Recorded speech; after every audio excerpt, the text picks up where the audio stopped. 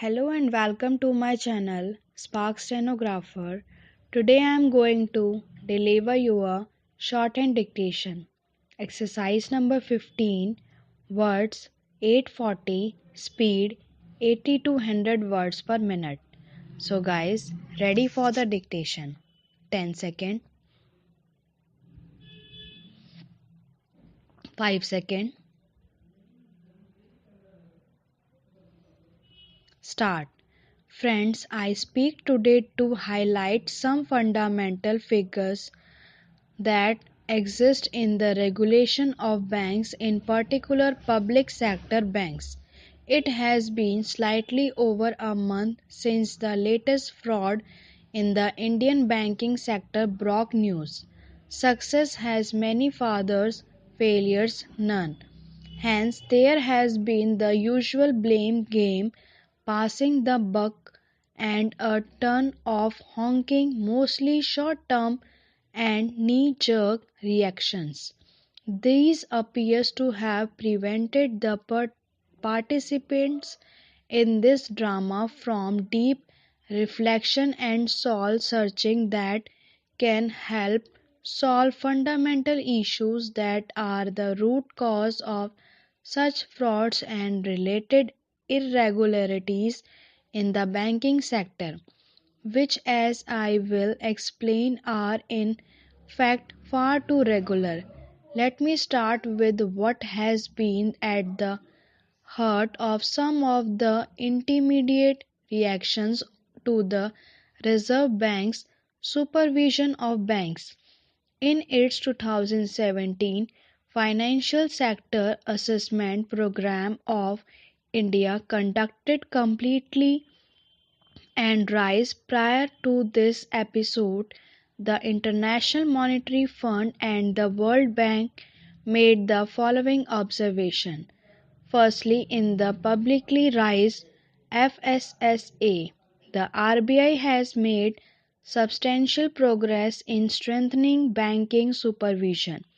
A key achievement was the introduction in 2013 of risk-based supervision through a comprehensive and forward-looking supervisory program for assessment of risk and capital.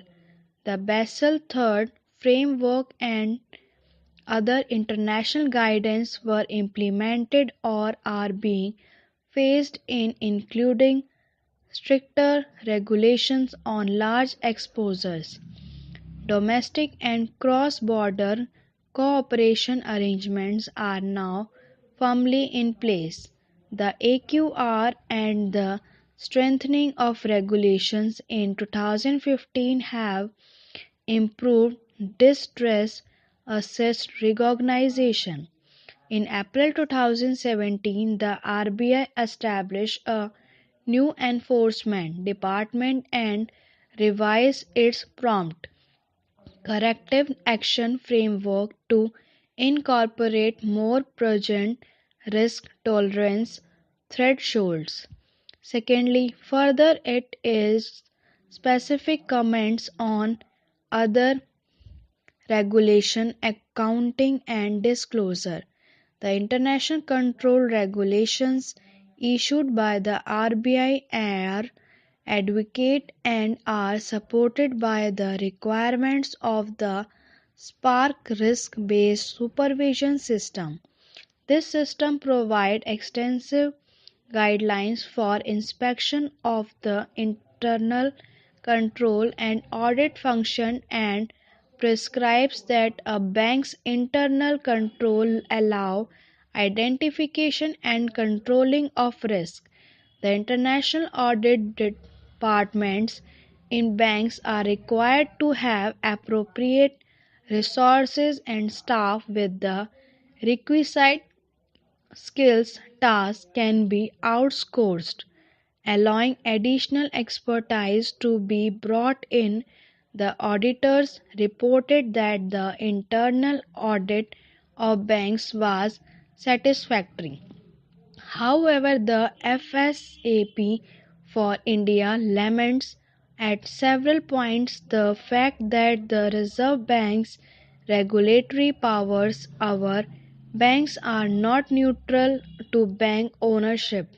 Firstly, in the detailed assessment report on the Basel Core Principle on the Effective Banking Supervision, some previously observed weakness concerning the independence of the RBI and the inherent conflict of interest with when supervising public sector banks remain. The RBI enjoys a large degree of operational autonomy, but amendments to several legal provisions and formal grounding of RBI independence in the RBI Act would provide greater legal certainty. The RBI's legal powers to supervise and regulate PSBs are also constrained.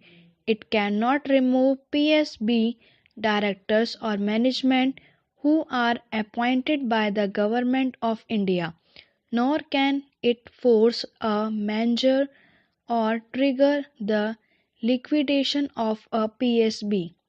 It has also limited legal authority to hold PSB boards accountable regarding strategic direction, risk profiles, assessment of management, and compensation.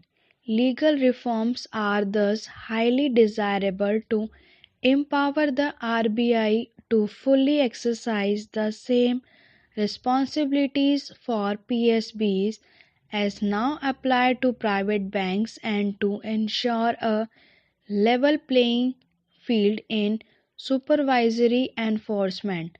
Secondly, specifically on corporate governance, the appropriate rules on fitness and property and banks' internal governance structures are in place with respect to private and foreign banks.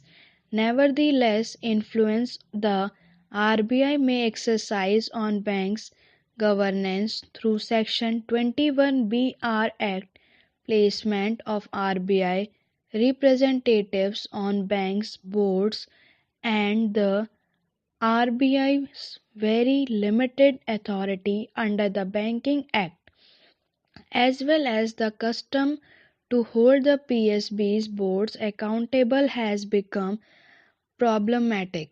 Under the law and according to custom, the RBI cannot hold PSB boards accountable for assessing and, when necessary, replacing weak and non performing senior management and government appointed board members.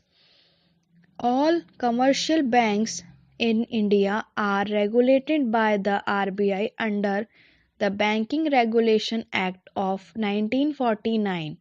Additionally, all public sector banks are regulated by the Government of India under the Banking Companies Acquisition and Transfer of Undertakings Act 1970, the Bank Nationalisation Act 1980, and the State Bank of India Act 1955.